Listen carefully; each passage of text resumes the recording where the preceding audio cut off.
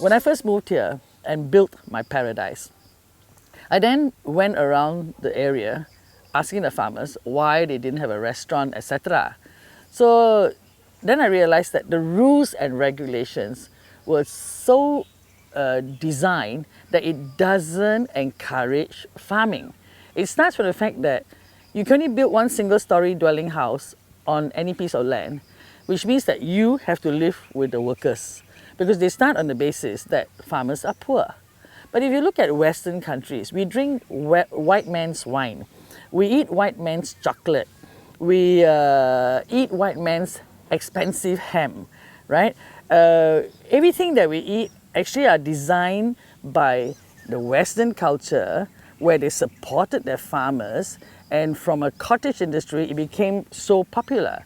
So I saw the potential that we had here in the Kranji Countryside, and so we started the association. Now for 10 years now we have been badgering everybody in government except for the Prime Minister to take a look at the farming industry, right?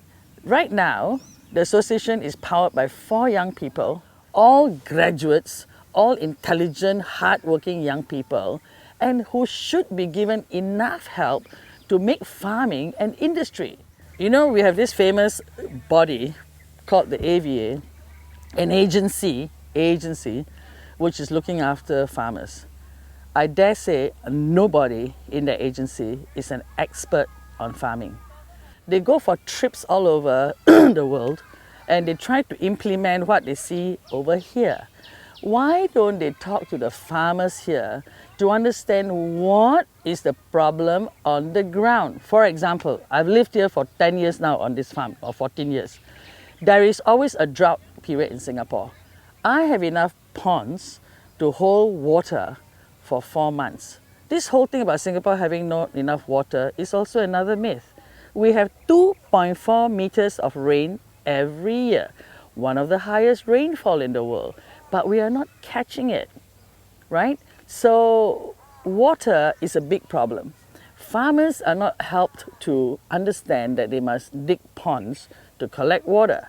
Farmers are also not given enough time to really sit down and think, how can I make this business more productive, more profitable, etc.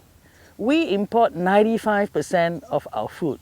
I think that's very dangerous because besides air and water, food is the next most important thing. You know, land is precious, but this whole concept that there is no land in Singapore is a myth.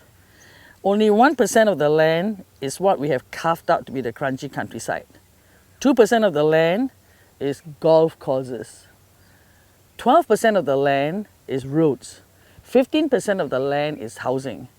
And the army has 20% of the land, right? But whatever it is, we should seriously look at the production of food in Singapore, because it's not about the fact that we have money and we can buy, but one day when food prices go sky high and when all the countries in Asia are getting rid of farms and importing, and their markets are much bigger than us, people will not sell to us because a lot of Singaporeans cannot pay that kind of delicatessen price.